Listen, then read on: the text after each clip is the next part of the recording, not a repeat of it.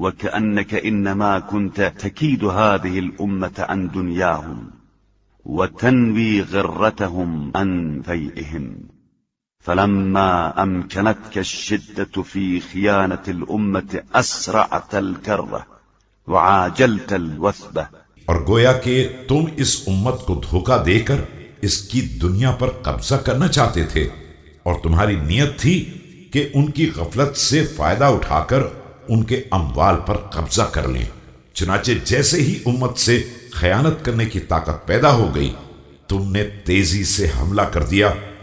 واختطفت ما قدرت عليه من أموالهم المصونة لأراملهم وأيتامهم اختطاف الذئب الأزل دامية المعز الكسيرة، فحملته إلى الحجاز رحيب الصدر بحمله، اور فوراً کود پڑے اور ان تمام اموال کو اچک لیا جو یتیموں اور بیواؤں کے لیے محفوظ کیے گئے تھے، جیسے کوئی تیز رفتار بھیڑیا شکستہ یا زخمی بکریوں پر حملہ کر دیتا ہے۔ پھر تم ان اموال کو حجاز کی طرف اٹھا لے گئے، اور اس حرکت سے بے حد مطمئن اور خوش تھے۔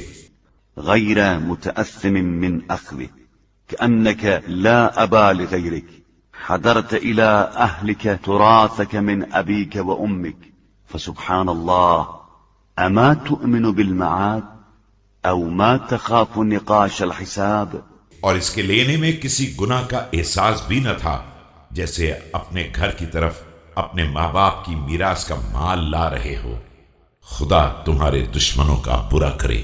اے سبحان اللہ، کیا تمہارا آخرت پر ایمان ہی نہیں ہے؟ اور کیا روز قیامت کے شدید حساب کا خوف بھی ختم ہو گیا ہے؟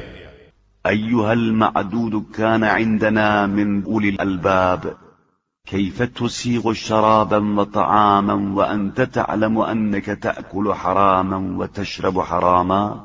اے وہ شخص جو کل ہمارے نزدیک صاحبان عقل میں شمار ہوتا تھا، تمہیں یہ کھانا پینا کس طرح گوارا ہوتا ہے جبکہ تمہیں معلوم ہے کہ تم مال حرام کھا رہے ہو اور حرام ہی پی رہے ہو؟